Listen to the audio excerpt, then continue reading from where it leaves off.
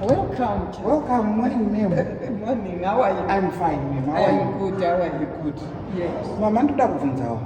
National Schools Competitions Awards. Okay. Ndaona maflyer, maposter, ese zvese zvekuitika kuti kuchange kuine makuerere mubairo.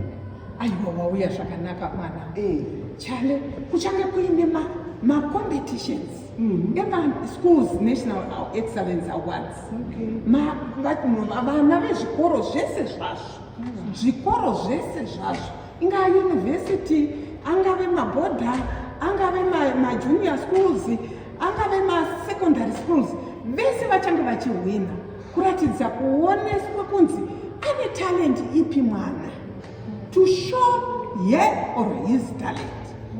Kuchange kuine majaji emhando yepamusoro vagara varimo kudhara ma-arts industry.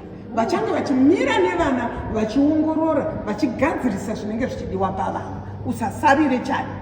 Ukaona ukasarira pakadai, aiwa kana mwana chaiye mwana wamukoma wako uya ngaauye aongororwe unyanzvi huri mari. Nekutamba nekuimba mitambo yatinoita iyi. Kutamba, kuimba, zvese zvinonge zviripo, madrama, zvese mitambo yese inonzi inotambwa nevana. Vana vachawinisa. Uchangoona iwe. Ndinotenda ndakutouyawo chaiko ikoko.